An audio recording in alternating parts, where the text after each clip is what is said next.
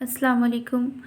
آپ سب کیسے ہو؟ الحمدللہ ہم لوگ بہت اچھے ہیں۔ آج ایک بہت ایک اور حدیث میں پڑھی آپ لوگوں کو بیان کرتی ہوں۔ یہ جو حدیث کے راوی ہے وہ عوف بن مالک رضی اللہ تعالیٰ عنہ ہے۔ وہ فرماتے ہیں کہ ایک انہوں نے کہا کہ غزوہ تبوک کے موقع پر نبی کریم صلی اللہ علیہ وسلم کے پاس گیا تو آپ ایک چمڑے کے خیمے پہ تشریف فرما رہے تھے، تو آپ صلی اللہ علیہ وسلم نے 6 نشانیاں اس میں بتائی، کیونکہ جب بھی رسول اللہ صلی اللہ علیہ وسلم کہیں کچھ بیٹھے ہوتے تھے تو ہمیشہ کچھ نہ کچھ علم کی بات کر رہے ہوتے تھے۔ صحابی بہت ایکسائٹیڈ ہوتے تھے کہ آج ان کو کون سا نالج ملے گا۔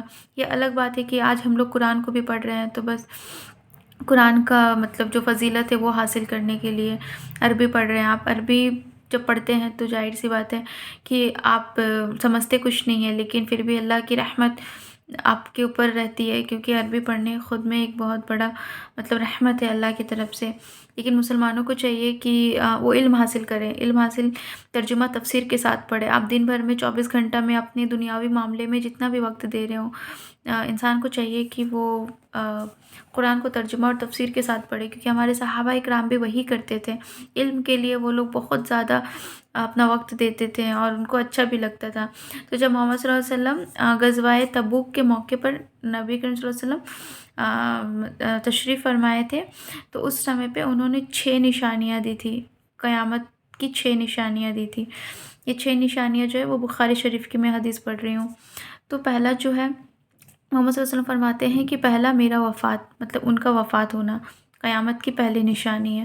دوسرا بیت المقدس کی جیت۔ تیسرا ایک بیماری جو اس طرح سے پھیلے گا جیسے جانور، اسپیشلی انہوں نے بکری کا نام لیا تھا، اور بکری میں جو کواس بیماری ہوتا ہے اس کے بارے میں انہوں نے کہا تھا، ویسے ہی لوگوں میں بھی بیماری پھیلے گا۔ چوتھا ہے مال کا بہت زیادہ ایک ویلیو بڑھ جانا، ایک دوسرے لوگوں کے پاس جتنا بھی دولت رہے گا نا وہ کبھی بھی اس میں سے سیٹسفائیڈ نہیں ہوں گے اور ہمیشہ اور کا بھوک لگا کے رکھیں گے۔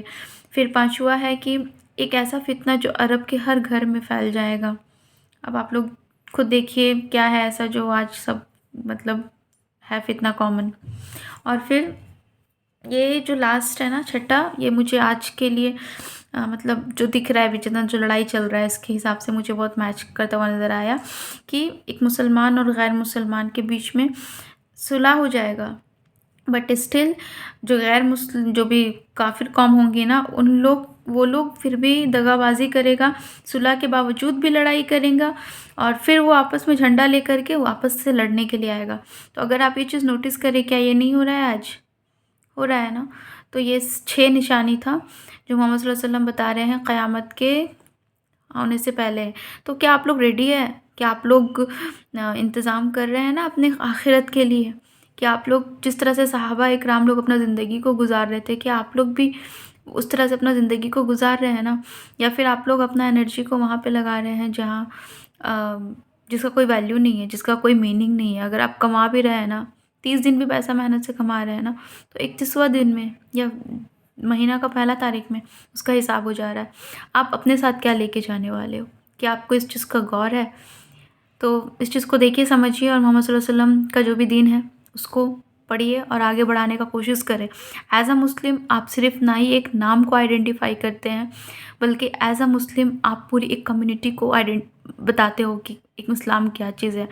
تو کوئی بھی غیر مسلم اگر ہے تو وہ کتاب کھولنے کے لیے نہیں بیٹھتا ہے پڑھنے کے لیے، وہ آپ کو دیکھتا ہے اور وہ پورے اسلام مذہب کو آئیڈینٹیفائی کرتا ہے۔ تو آپ کا بولنا، آپ کا کوئی بھی ایکٹیویٹی، کوئی بھی کام جو آپ کر رہے ہو دن بھر میں، اس سے آپ ایک مسلمان کو ڈیفائن کر رہے ہو۔ تو آپ سوچئے کہ آپ کیا کر رہے ہیں۔ السلام علیکم۔